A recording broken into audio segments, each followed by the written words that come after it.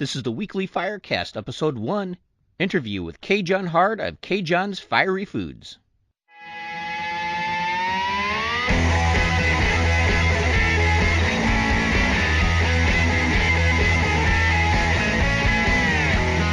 Strap yourselves in. It's time for the weekly Firecast. This is the podcast for all foodies, those who love food that is cooked over a fire or feels like fire in your mouth. If you love spice, smoke, sauce, and all things savory, this is the show for you. And now, here's your host, chili head and barbecuer, Scott Roberts.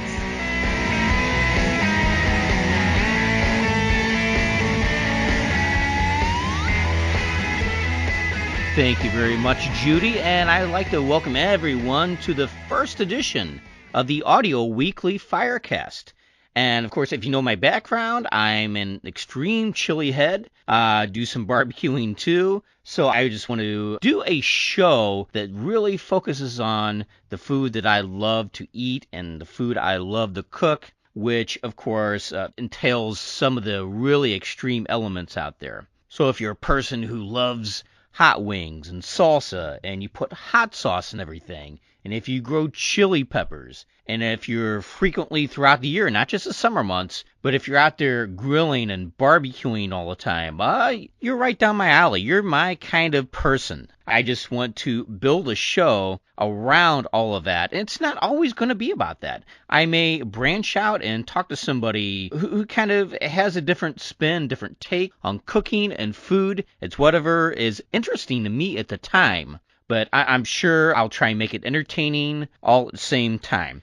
And I just want to give some props to my good friends Brian and Marilyn Mayer at HotSauceDaily.com and HotSauceWeekly.com. If you listen to that podcast, I've been providing reviews. I've been a guest on it before, and I'll still be working with them in the future. This podcast is in no way competing with them. I'm just kind of branching out and doing this on my own. And if you're not a subscriber to that podcast, I urge you to do so. Go over to HotSauceWeekly.com. Click on the iTunes link, subscribe to them. Listen to some of the older episodes that they have. There's some great interviews with people, great coverage of the spicy and fiery foods that they're into. It is not to be missed. So go do so right now. And I'd also like to, before I get into the interview, I'd also like to urge everyone, if you haven't visited my website, go do so right now. I run a little blog at scottrobertsweb.com, and I'm also on all the social media outlets out there. So just do a search for me, Scott Roberts or Scott Roberts Web. I'm sure you'll find me. Subscribe to me, follow me, friend me, whatever you want to do. I love to interact with everybody out there. And as you can expect, this website is going to be a big work in progress, at least during the early stages. One thing I want to do is review as many products as possible out there. Cooking, it's going to be what I call flavor enhancers, sauces, seasonings, whatever it is that you use in the kitchen to help kind of perk up. It could be a cooking sauce, a finishing sauce, a dipping sauce, whatever purpose you use it for. And if it has spicy, bold, intense flavors, I want to give that information to you. And that having been said... And now, the review of the week. All right, what I'd like to review this week is Hellfire Hot Sauce's Blueberry Hell. If you know Jack's Meats on Facebook, I'm sure if you know who I'm talking about, you know him quite well. He pushes his products very, very hard. But you know what? He's able to put his money where his mouth is. This stuff is great. I love this product. Like the name implies, Blueberry Hell, it's a fruity kind of hot sauce. I wouldn't call it really a dessert kind of hot sauce, but it does have that kind of sweet, fruity edge to it. Let me go ahead and read the ingredients list off real quick here for you. It contains Boot Jolokia, 7-pot, Trinidad Scorpion, Orange Habanero, Red Jalapeno, blueberries, blackberries, pineapples, pears, honey, vinegar, salt, garlic, and spices. Now, I'm not sure by volume or weight what percentage of this actually is the super hot peppers, but as you can imagine, it is a very, very spicy, high-end heat hot sauce. The actual flavor kind of starts off with a very strong garlicky tartness with a hint of garlic. So it does kind of have that tart and savory edge to it. The sweetness from the fruit, and there's a lot of different kinds of fruit. I'm unable to kind of really pull apart the individual components of it. But it's a nice kind of sweet element, a dimension to it. And then the fruitiness of the capsicum chinense, the super hots that I mentioned, marries quite well with those sweet elements. And then whammo, that heat, that burn just blasts through. So you know this sauce really does mean business. And this is, I would say, for extreme chili heads only. The heat on a 1 to 5 scale, I would rate a 4. That's pretty hot. It ranks up there with some of the hotter hot sauces I've had. It's not an extreme hot sauce. By all means, this could have been made hotter. But I think Jack's Meats, again, who runs Hellfire hot sauce, really tried to go for flavor this time, and he passed with flying colors. I'm amazed about this. It's not so fruity that it's, I guess I would say, dessert sauce or something that you would just use with pork or chicken. This would probably do quite well on other things that you would normally apply, I guess, more savory or vinegary or kind of tart hot sauces. This has enough of that to where it would fit in with a vast number of dishes quite well. I like this stuff. Overall, the flavor, I would have to give a 4.5 out of 5. It's really, really stellar product, and I would highly recommend it. If you're interested in buying this product, just simply go to hellfirehotsauce.com. Order your bottle. Comes in a standard 5-ounce woozy bottle. And again, this Blueberry Hell, I highly recommend it. Good stuff. Big thumbs up for me. And now, the Fire Talkers interview. If you don't know John, CaJohn Hard, go to his website, CaJohns.com right now. This guy is one of the most knowledgeable, one of the nicest, just one of the best sauce and product makers out there today. He is America's most awarded hot sauce maker. I think at last count, he has won almost 400 awards. He has a full line of hot sauces, barbecue sauces, salsas, seasonings, you name it. The guy has his hands in everything. The guy knows his foods. He knows flavor. He knows intense heat. Instead of just babbling on about him, let me just get right to the interview. So without further ado, here is my interview with CaJohn Hard. Okay, joining me is John CaJohn Hard of CaJohn's Fiery Foods. How are you doing tonight, John? I'm doing good. How about you, Scott? Can't complain too much. What's been going on with you lately? Oh, just been a real busy summer, and got these events coming up in September. It just seems like nonstop all the way through. So it's kind of crazy trying to get it all wrapped up in August before we seem to be endlessly on the road in September. Yeah, so you have new this year is the Chili Championship there at your facilities in suburb of Columbus. What's the Westerville? Westerville, yeah, we're right on the northeast side. We're kind of almost enwrapped by Columbus, but not quite. Okay, well, why don't you tell me a little bit about that? Well, it's the ICS Buckeye Regional and Ohio State Championship. It's a sanctioned event. It's a month before the World Finals, so we expect to have quite a lot of people sign up for it. You have to win a regional or a state championship or 2 of the district championships to get a qualifying ticket for the Worlds. So getting down to the end of the calendar year for the cook-offs, we expect to have quite a few. And we're going to have a fiery foods market with it as well. And on Sunday, there's a car show that's been going on for about 28 years, I think this is. The Sertoma Club puts it on, and the funds from this event are going to be going to a group called Honor Flight, which takes World War II and Korean veterans to Washington, D.C. to see their national monuments. And then that's the Saturday one that receives the profits. And Sunday is the Sertoma International, the local club in Westerville. They have various ways that they distribute it. They work with food bank and things of that nature. So it's going to be all for charity, and it should be a lot of fun. And like you said, there's going to be a small fiery foods market there as well with, I guess, the typical vendor booths. Yeah, that's correct.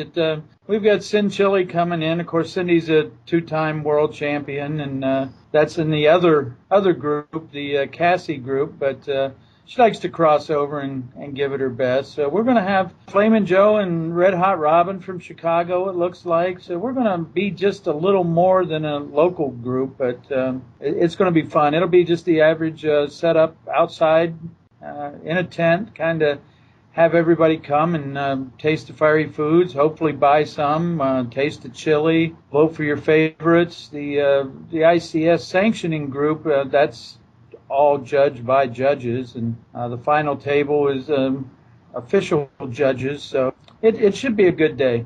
And again, that is this coming Labor Day weekend, correct? Right. The Buckeye Regional is September 1st, and the Ohio State Championship is September 2nd on Sunday. Well, it sounds good. I'm going to go ahead and post a map to your facilities on my website for anyone listening to this. Got anything else going on past that? I mean, I assume you're hitting all the shows like Bowers, the Jungle Gyms, Weekend of Fire. Right. We, I think we caught a little bit of a break when Chili Pepper Magazine decided not to do NOLA this year, because after our event, we went right into Bowers, which is about an 8-hour trip for us. A great show on a Friday and Saturday over there. I think this is about the 17th year, but a whole lot of good chili heads there. Then we go down to Houston the next weekend. And then it was going to be New Orleans, and then we have open fields that Jim Campbell's putting on over in the Indianapolis area, and then Weekend of Fire kind of culminates this part of the tour this year. Yeah, well, it's definitely the part of the year where all these festivals, chili head events going on, so it's at the peak. So I just urge everyone out there listening to this, if there's an event within driving distance, one of these is probably worth your while to attend, especially if CaJohn's is going to be there. And of course, are you going to be having your execution station at all these events? We will not, probably not at Bowers. We'll just kind of see how it goes. It's a lot more of kind of a laid-back situation there, but we're going to have a lot of our products there. So we should be able to set one up if the demand is there for it. It's a huge part of the Houston show, as it has been for, Zest Fest and the Fiery Food Show the past couple of years. So it will be a little light on manpower, which, that thing, you've seen it. It takes somebody all day. Oh, definitely. People just crowd around it, and during the peak part of these shows, it's just a whole mass of people. So I've often seen, a couple people like Vic and Jason, in years past, who have tried to accommodate all these people coming up and having them go down the line. So it's always a lot of fun. Before I jump into another topic, I wanted to ask you about the Weekend of Fire real quick. Since the Dillies were pulling out of the Weekend of Fire show, they're not going to have the DEF CON Deathmatch Wing Contest. Are you going to pick up the Wing Contest, or have you heard anything regarding that? I've heard that there will be a Wing Contest. I don't know how they're going to do it. They've been tight-lipped, even with their long-term exhibitors, as to what they're going to do. We do plan on doing the execution station down there, just to have something going on that's on the extreme side, because with John Dilly not being there with DEF CON, no DEF CON death match, there's going to be a void. Definitely. That was always one of the big draws. And I didn't know if maybe they tapped you, since you deal with a lot of the extreme heat stuff, that, maybe you would, try to create the ultimate spicy, wing sauce. But apparently, like you said, they're really not letting anybody know specifically what they're going to do, just some wings contest. So. Yeah, in their defense, they're opening that second store, which should be open shortly before the Weekend of Fire, which has taken a lot of their planning activity people to get the opening going for that. But I think that they've got a good event going there. They just need to pay some attention to it and not let it sneak up. They don't realize that the average chili head really looks forward to these things. Oh, yeah, especially if they don't have hundreds of dollars to spend every year. If it's within driving distance, this could be, the big show every year that they look forward to. I know the Weekend of Fire, besides open fields, the one event I could actually drive to, because it's only about 5 hours away from where I live in St. Louis. The other thing about the Weekend of Fire and you guys are a big part of that with the they were the first ones to really set up the bloggers booth and embrace the bloggers as a big part of the show. And, I know that you guys haven't learned much about it either. So we hope next year they'll be on top of it. Yeah. Well, like you said, they're opening the other store, and so they're probably stretched thin at the moment. This year, I'm sure it's going to be a fine show. I wanted to go back to your very beginnings, the people listening out there who don't know who you are. How did you get into this whole business? And became a fire protection engineer at really a pretty early age, right out of college. A lot of what I did was oil company related, and a lot of the other companies I've worked with, primarily as an account representative, were in the South. And growing up in a meat and potatoes Midwest, black pepper was the hottest thing in our kitchen at home. When I got down there and started finding that food and working out in the Southwest with the oil companies, it was two cuisines that I just thoroughly embraced. And then I ended up marrying a girl from southern Mississippi, and that put me down close to New Orleans on a regular basis. I used to do a lot of work with the people in Lafayette and around New Orleans, so I was very familiar with the town, knew where to go, and the big hot shops were beginning to spring up. I'd buy a bunch of this stuff and bring it home. And really, when I got started, it was an idea to teach my kids a little bit about business, and I started out selling other people's products online. And that's what a lot of people don't know that. But, I did that for about a year, and we had a little bit of success with it. With my engineering, I did a lot on the internet back in '97, and I really thought that it was coming into more of a use. But when we set up the website, CaJohns.com, and there's no apostrophe in CaJohns because there was no apostrophe on the web. That was kind of a thing that would come back to bite me a little bit in the future, and I'll explain that. But it was clear to me that we had to do something to move the inventory. So we started doing festivals, and people at the festivals would say, "Do you make this?" And you hear enough of that, and you say, "Well, gee, why not?" So I always loved Justin Wilson. I was a faithful watcher of Justin Wilson on PBS, and Justin Wilson was an impact on me, and I had a lot of time there in New Orleans to go around and see all the little haunts. And like I said, but with all the shops coming online down there, not literally online, but opening up, I would buy things and bring them home. Well, when I go down there to visit my in-laws, it was only 90 miles, so I would spend a couple days over there. And driving at home, I could bring a lot more than flying. It all started with kind of a thing I wanted to teach my kids, and I wanted myself to have a constant supply of great products. And it just developed into me making my own products after people would ask me, "Are these mine?" And I'd say no. So we won a couple of contests and got a big break with the Frigidaire company. We were able to put a gift pack in with every stove that was sold back at that time, electric range, and that spread us all around the country, and was getting a little bit of attention in some of the national magazines that were out at the time. And Salsa Express, if you won certain awards, they put you in there automatically, and that was something we did. We won, and we got there, and it gave us a couple opportunities to show our products around the country. And it was kind of unusual to be from Ohio and do fiery foods products, but it's been kind of history from that point. It was 2002 that we opened our kitchen, started making our own products instead of having them contract packaged. But that was also when we exploded with items, because it gave me a place to play. The one thing I always say is, being a chili head before I was a maker, I knew where I thought products ought to be, or wished that products were, that I could find. So I just started to fill in all those holes, and they were mostly on the really hot side without going to the extract. And I eventually got talked into extracts, and it's now a big part of my business, but I'm still not a fan. I don't think most of us chili heads are a big fan of extracts. I want to ask you, what were the first few products that you did create? The first products that we had out, and bear in mind that this was a family operation, were the hot spots. We had two Dalmatians named Sparky and Blaze, and they were really our first two hot sauces we came out with. Those were not extremely hot. That was kind of a cayenne garlic and a habanero garlic that still exists today in our line. The third one was Krakatoa, which was basically a straight red Savina habanero mash. Not mash by the true sense of a salted fermented mash, but by a pickled fresh pepper mash, basically, that Jim Campbell was making for me. He had developed this, and we still use that type of, we prefer to call it a puree because it's truly not fermented or no salt added, and it's the way we still do it today. But it's kind of interesting because the Sparky has stayed around.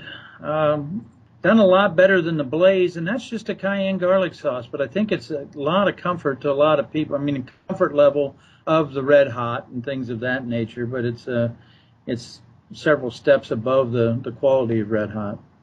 And then was it, like you said, around the time that you got your own kitchen that you started experimenting with, different salsas and barbecue sauces and wing sauces and what have you? No, it's goes back to the contract packaging type of days. One of the questions I consistently got asked when I went festivals, do you have salsa? And I try to explain, no, I'm not a salsa company, I'm a hot sauce company. And when you hit kind of a saturation point of people asking for something, when the light bulb goes off and says, I got to make a salsa. And so we started out with the mild, medium, hot. What I considered medium was like the old paste medium that made you pick up the jar and look at it and make sure it said medium because it was pretty darn hot. Mm-hmm. So that ended up being what I called medium heat, and that's what we won our first awards with, was actually salsa. When I was at these festivals selling these mild, medium, hot, we actually did mild, medium, hot, but we put medium heat in between the medium. And we just wanted to do the hot, but I thought the hot was too hot for most people, so we had them reduce the habanero in it, and we thought, well, we'd sell this batch off as extra hot. But little did we know that we would sell 3 extra hot for every one of the hot. And our original medium was fairly mild, I thought, but it became it was too hot for most people, so we had to even go an even milder one. So we ended up with 6 salsas. We converted one of them into a chipotle when the whole chipotle craze kind of got started. And we had what we call the original, being a hockey fan. I know what the original 6 means, so with the first 6 NHL teams, so it just kind of stuck. We reacted a lot to customers asking us questions once we got the kitchen open. Barbecue sauce, that was a whole nother thing. We never thought about doing barbecue sauce. My co-packer, actually, his guys messed up a barbecue sauce and made it pretty hot for one of his customers, and he offered it to me at a very low price, and we bought it and started selling it, and it sold faster than anything we were selling at the time. So we tried to duplicate it, and we couldn't quite duplicate what had gone wrong because the guy wouldn't say exactly what he did. And I put together the recipe for our Kaboom barbecue sauce hot. And the whole rest of my barbecue sauce line is built off of that initial recipe. And I'm up to like 14 barbecues. Of course, we've added the liquor infused. We were just about ready to give up on barbecue, and then that one kind of rejuvenated us to the barbecue business. So it's constant ups and downs, and that's one of the nice things about being an independent entrepreneur is that I can go in the kitchen and change something or make something at any time, rather than have to go through we're fully FDA and Ohio Department of Agriculture and inspected, and so we've learned a lot. We've attended a lot of classes, and so it's not like we're doing real creative things, but you're building off of building blocks that you set some time ago. So how many total products do you have in all? Actually, in our recipe book, we have close to 200. We have about 105 in that range that we are marketing. And I'll tell you, it's the 80-20 rule is really the truth. We've got 80% of our sales from 20% of our products, but I also hate to hear people disappointed when they say we don't have something anymore. So, well, what are some of your most popular products? Our number one product overall is the Holy Jolokia hot sauce, and that was something that I was writing an article for Chili Pepper Magazine on the Hatch Festival. I'd always wanted to go out there, and they commissioned me to go out and do this article. And we stopped by the Chili Pepper Institute just to familiarize ourselves with what it was and what was going on. And my way, after spending the afternoon with them, dinner that night, we said, we've got to do something that can help them out because they define some of their goals to us and their really lack of funding in New Mexico. And so we went back and we said, we want to do a Boot Jolokia hot sauce with you because they had just announced not too long before that their findings that it was indeed over 1 million Scoville units. And we didn't ever intend it to blow up like it did, but we didn't realize that we were dealing with a university that had a communications department, and they really played that thing out and kind of sent that thing around the country like crazy. It was in USA Today, it was on NBC News and on Fox, and got a lot of play, and that grew to be our best selling by numbers and dollars sauce. But some of our better selling ones, we were talking about the extracts, and we've got the Black Mamba and the Vicious Viper. We sell a ton of Viper over in Europe. It's kind of a standard over there. Those are extract based. When we get into the regular ones, I always tried to, what I call mid-range sauces. I kind of avoided them because I didn't think we'd be able to sell them. But the Oaxacan and the Chipotle is really a pretty mild sauce, are very big sellers for us. The Trinidad, we've tried to stay at the front. We kind of built the business on the Red Savina when the Red Savina was the hottest pepper.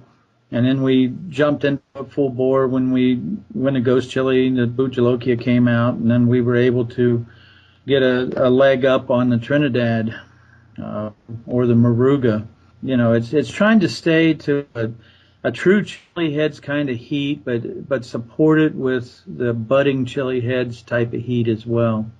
Salsa is we have a store at the North Market in downtown Columbus, Old Public Market, and salsa is probably about 80% of what we sell in there, but on the basis of our total company, it's about 25% of our sales. We're still primarily a hot sauce company. So what are some of your personal favorites that you create? The Harold's Dangerously Hot sauce that we came out with, and it was one of the first products we made when we opened our kitchen. It's a Red Savina based. It's my old favorite. And then that was kind of replaced by Sauce 10 when they somewhat share, I won't say base recipe, but they share a likeness in the way they're put together.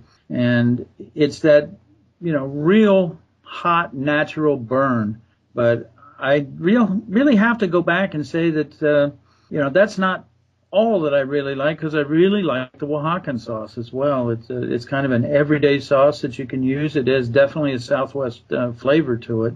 But when we get into salsas, I really like the Salsa 10. I like that burn. My favorite salsa overall is our medium heat, which is the first one that I did because I made that recipe to fit my taste. And, it might surprise a lot of people that when people ask me what my favorite chili is, I say it's the jalapeno / serrano. Used to be jalapeno, but now there's so many heat levels of jalapenos that the serrano is one you can trust.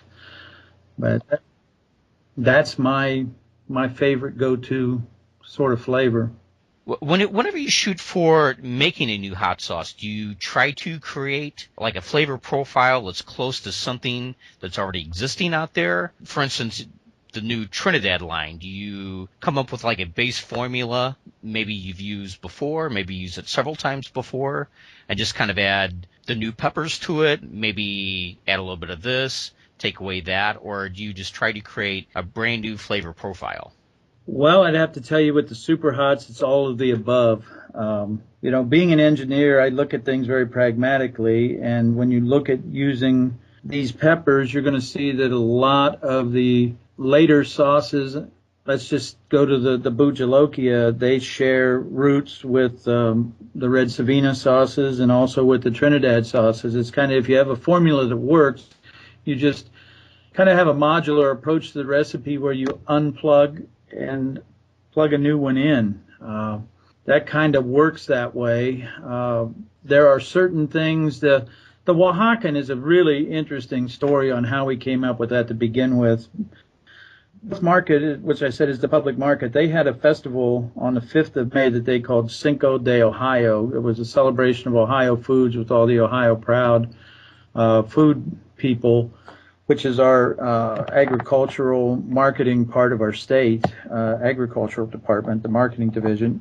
And they asked me to make tacos. And I thought, well, I don't really have a taco type sauce. So I went for the flavor profile on that one, and I really threw it together. We made about 15 cases. We made it in our small test kettle. And I called it Oaxacan because I knew that no one would be able to look at the word and say what it was. Virtually no one. And to tell you the truth, I think we sold more bottles of that sauce than we did tacos that day. It was just overwhelming, and it was never intended to be part of the line. And but it drew a following, and it still is drawing people to it. And we actually made a hotter version of it and a Chipotle version of it. The Chipotle version of it hasn't ever been released because I've never quite gotten it to where I want it. The hot version is not all that much hotter. So we kind of say that's our normal people sort of line. And you said that was made with Serranos, right? Right. But we also have a Serrano lime, which does work very well as a southwestern sort of flavor. And that was another one that was put together pretty quick for a specific reason, and just ended up blossoming into one of our mainline sauces too. But they're in what I called that mid-range of sauces that I really didn't think that we could create a sauce that we would sell to the level that we sell those. Very interesting. A lot of people might not know that you are probably America's most awarded hot sauce company. Why don't you tell me a little bit about that, like some of the first awards that you won, what might have been very personal and meaningful to you? Well, the first one's always the biggest one, and that was a golden chili that was in 99. We got a first place with our medium heat salsa and a second place with our Krakatoa product. And it gave me the courage then to enter the Scovies. I thought, well, why don't I do this? And we took our medium heat and put it into the hot. The habanero category, we put our hot in, and the extra hot category, they called it triple X. We put our X hot in there. And we were the first company to ever sweep the hot categories in the salsa. So it kind of gave me the fever.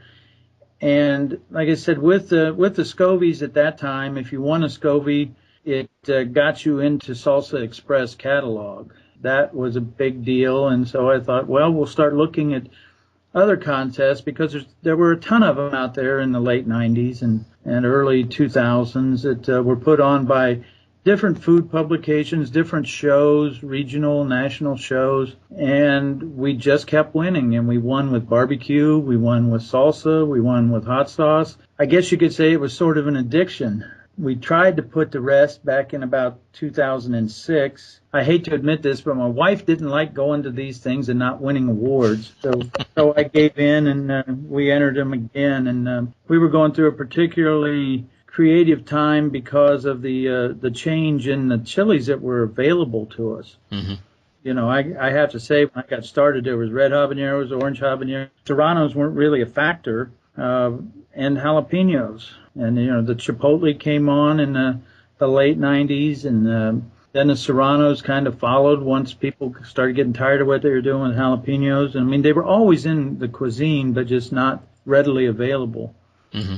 And we contract with growers to grow our peppers for us. And, it always used to be Jim Campbell that grew them. We got into the Fatale. We were the first ones to do anything with the Fatale. It was kind of like, wow, these are great new chilies. Let's find something to do with them. It's one of those things that I look at, some of the social media now, and I see the people arguing over what this chili's called and what that chili's called, and I see that a lot of people claim to have created a new chili, and I don't know where this thing's going to go, but I'm not going to try to keep up with it. I'll tell you that. I think it's just gotten so ridiculous, these strains and substrains and everything like that. They don't even wait several seasons for chilies to stabilize and everything. So I've given up trying to keep track of all these. It seems like every year there's 10 new strains or 20 or whatever, just with all these names. And I think, what is the difference between these chilies? Probably nothing, really. Well, I really think that we can thank Guinness when they recognized the two English guys, first with the Infinity chili and then with the Naga Viper, which through genetic testing and DNA testing is what I'm talking about, are really proven to be a Trinidad-type pepper. It kind of put the hunger into everyone that grew chilies. I can have a world record. It wasn't a true I'm not going to say it wasn't a true heat level, but it wasn't the true name on the chili. And that's where the game began. I can put a name on a chili. I think it's only going to get worse because so many new, pepper providers, seed sellers are all claiming that, the new world's hottest is coming down the line really soon. Oh, watch out this fall, watch out next year. And I think it's just absolutely ridiculous. That having been said, you were instrumental at the big, 11-month project that the Chili Pepper Institute did over this past year as far as studying superhots. I'm not solely responsible. There were other people, Doug Renfro from Mrs. Renfro's Salsa. It just came to the point that, and you have the frustration as a blogger keeping up with it. We had the frustration. I think that Tim Bader from Volcanic Peppers probably said it the best when he said that I really get tired of answering questions about these chilies that I've never seen. A couple years ago when a Naga Viper was the Guinness World Record, I was interviewed out at the National Fiery Food Show, and I said to the interviewer, they asked me about it, I said, I can't hold one in my hand, and I can't buy 1,000 pounds to make anything with, so to me it doesn't exist. Very good way to say that, yeah. For me, it's a show or our store, and you've got people coming in that have read an article online or somewhere, and they say, how about this craziness chili? Have you heard about it? It's supposed to be the world's hottest. And I say, well, it's not a chili. It's something that somebody created, either by a naming process or, I don't doubt that it's hot, but it's not going to mean anything to the industry because nobody can get it. Always funny when I know you're familiar with The Simpsons, with the Guatemalan death pepper or the Quetzalcoatl, whatever. And yeah, however you pronounce that. But I should know it. That's what's on the label of the Oaxacan is Quetzalcoatl, but I'm not sure that's probably a Midwestern pronunciation of it. But and there was another thing in Garfield with the Peruvian death pepper. And, we have people that come in and say, well, I heard the Peruvian death pepper, the Guatemalan death pepper. People hear things and they say them. And, I just, as a manufacturer, we can't keep up with those things. I at one time, when I first tried the Fatale, I thought that it was much hotter than what the Red Savina was. And so I thought we were going to see a new world's hottest chili with the Fatale. And, so I love the flavor of it. It's got a right in your face now heat. I also thought when they came out with the Boot Jalokia as the hottest, when that was announced, I looked at them and I thought that they pretty much looked the same. It was kind of interesting to see people arguing on social media the other night about whether the pepper that was in the picture was a yellow boot or a Fatale. And I still think they look a lot alike. And David says that there is a connection between Trinidad and the Indian peppers. And if you go by his thought of, the British Crown, yes, they owned South Africa too, or they held South Africa, and that's where the Fatale came from, was the mountains of central South Africa. So I don't know. It's really a craze going on, and I know that everybody's waiting on this new pepper from South Carolina, and I just don't know how. If the science is behind it, I can buy into it. If it's going to be readily available, I can buy into it. But if it's a manufactured chili, I just don't know. All right, we're going to take a break now, but stick around for the second half of this interview with CaJohn Hard right after these messages.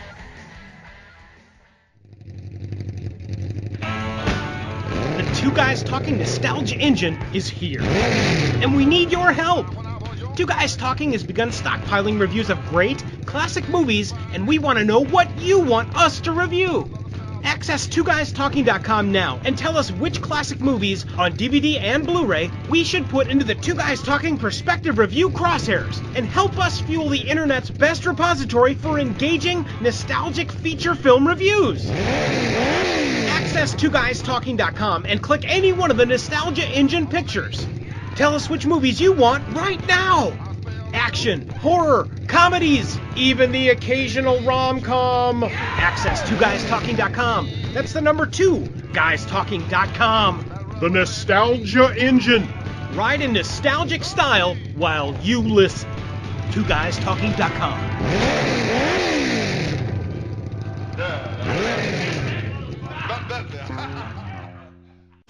Fight Ribbon Clothing Company. Clothing and fight gear on a mission. Fight Ribbon is the original MMA clothing company built from the ground up for fighters and fans. Clothing with a purpose. The new face of cancer awareness. Fight Ribbon Clothing Company. Because what you wear matters. Visit FightRibbon.com. All right, we're back. And now, once again, here is CaJohn Hard. You know, if the science is behind it, I can buy into it. If it's going to be readily available, I can buy into it. But if it's a manufactured chili, I just don't know.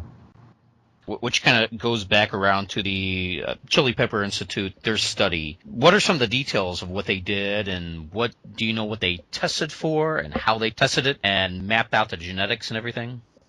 Well, I think the one thing that's really lost in all the talk about this particular study is the study used superhots, but the reason for the study was not to declare a world champion.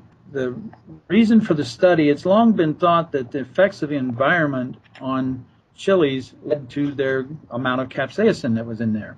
So they got seeds from several sources of what was promoted to be some of the hottest chilies in the world, and they planted them in 4 different areas, all using similar soil, the native soils of the valley out there, the Rio Grande Valley. And some were in higher regions, some were in very fertile regions. That is what the study was primarily for, was the effects of the environment. That was what the graduate student who did the study, or did most of the work on the study, was trying to demonstrate. And he demonstrated that. And it's funny that the hottest chilies came from some of the most stressful areas that were used to grow. And a lot of people think that one pepper was tested. Now the group of Morugas that set the highest, there was 20 peppers off of one plant taken, dried, ground together. And here's another big myth, is that people think that hot sauces can be tested for their pungency, for their SHUs. There are people that swear it can be done, but they have to dehydrate the product first. And so these chilies were dehydrated. All 20 chilies were mixed together to get a sample.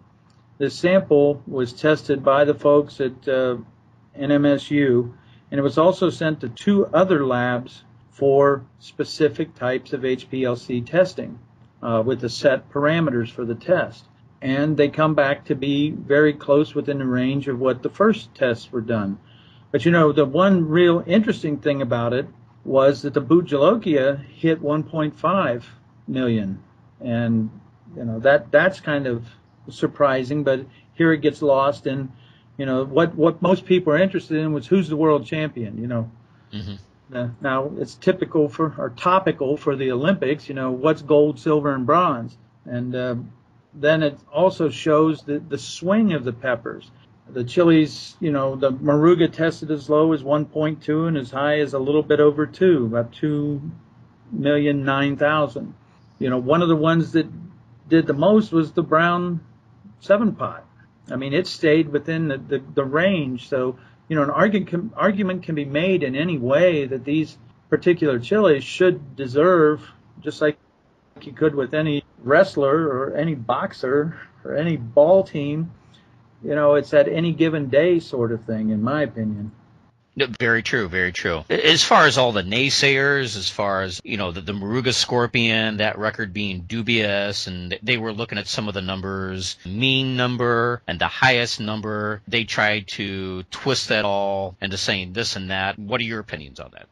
Well, here again, it depends on what is your background.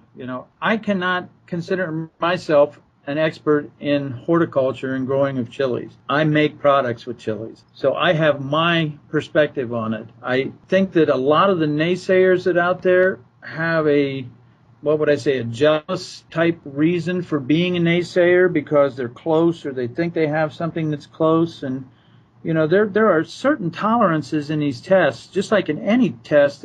There's the ability to cheat on the test, on where you take the sample, and it just if you take it from the placental lobe, it's going to have a higher concentration than if you use the whole chili, because you're getting a lot of other things in there. And going back to the dehydrating factor, you're actually concentrating everything and getting it down.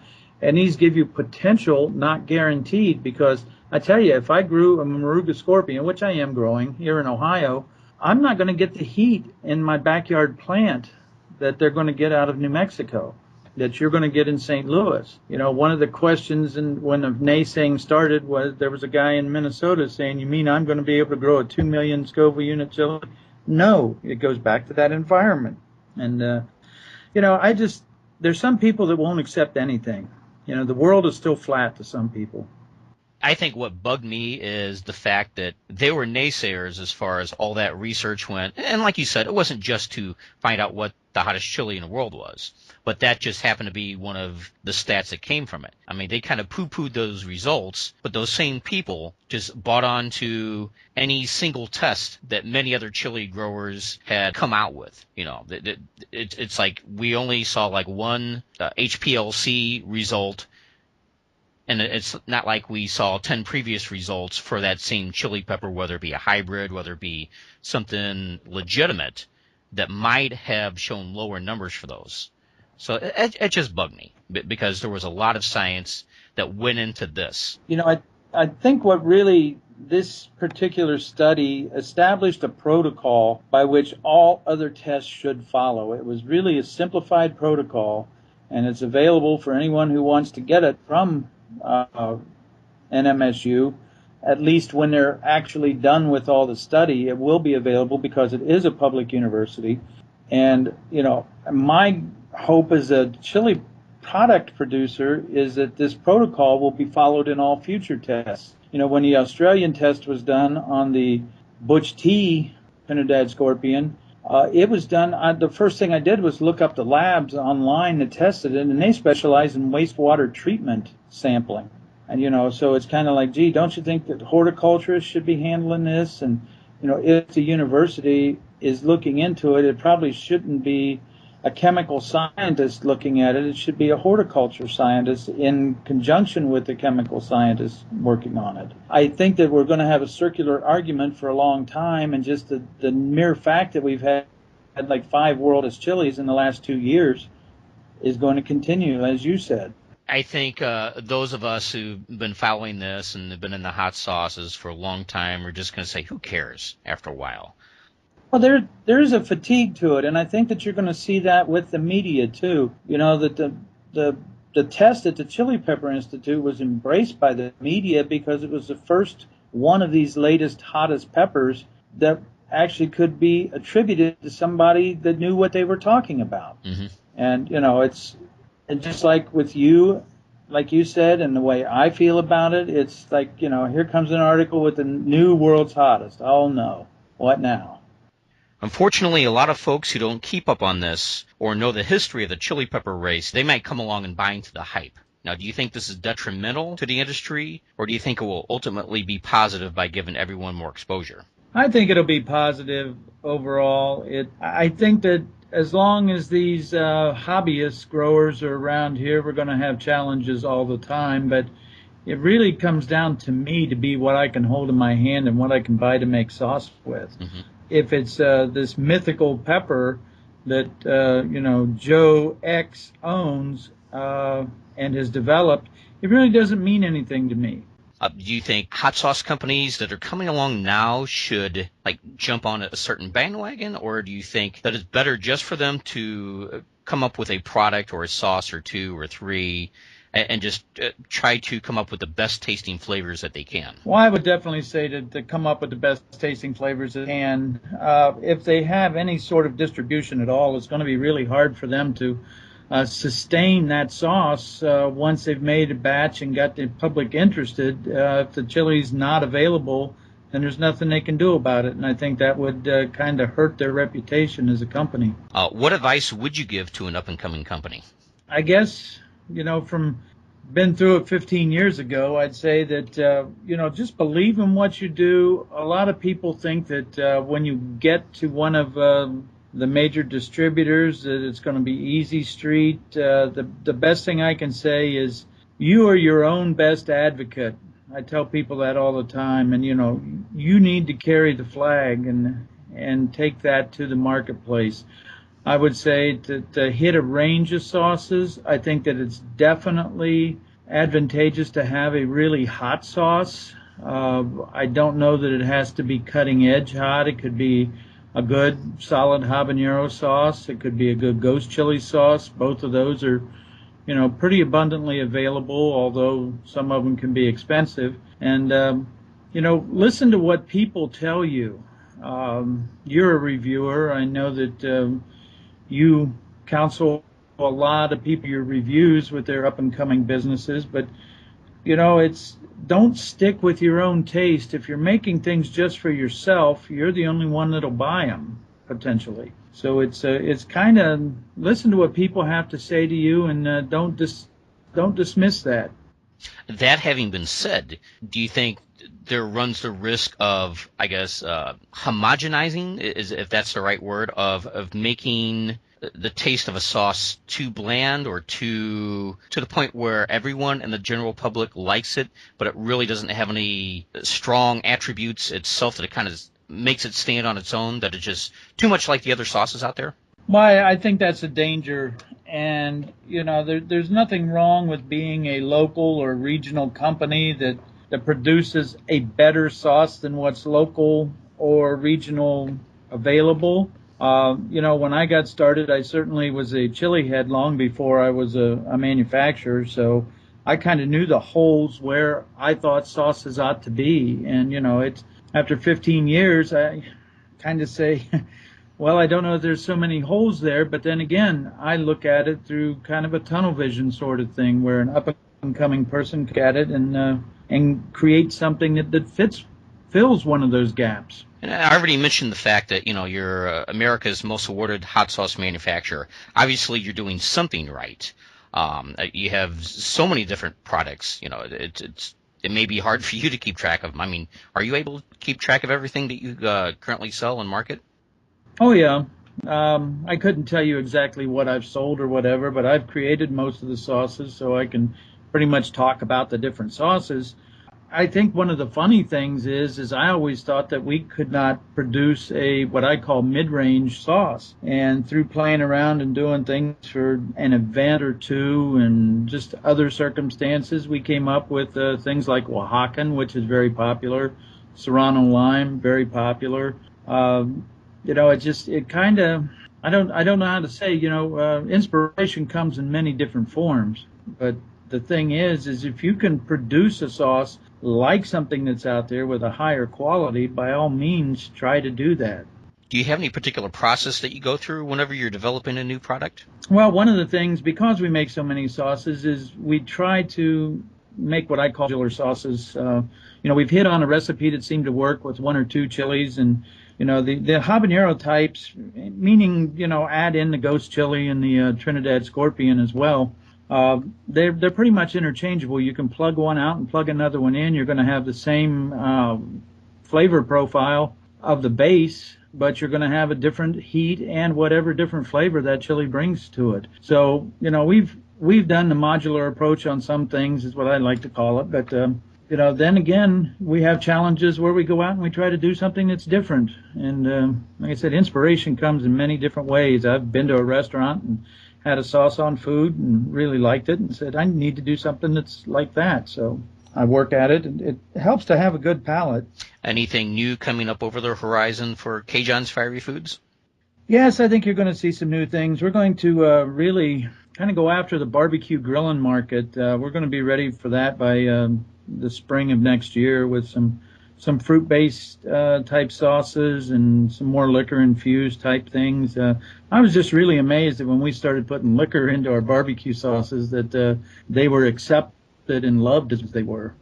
I don't know. To me, it's another, little flavor element And I don't look at it as alcohol. It's like, ooh, alcohol, let's get drunk. It's like beer. But no, it just adds another special type of flavor. I mean, I've tasted some, alcohol-infused sauces. How do you approach it when you add bourbon or something like that to one of your products?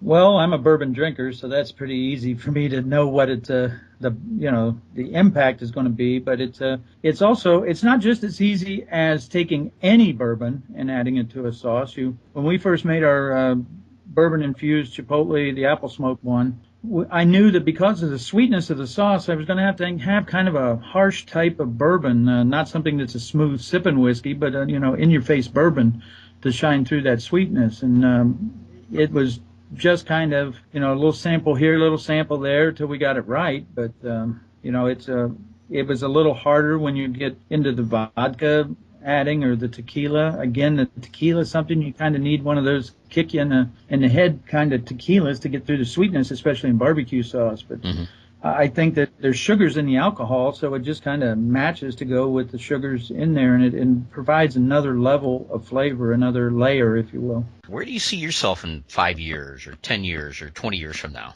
5 years, probably doing the same thing I'm doing now.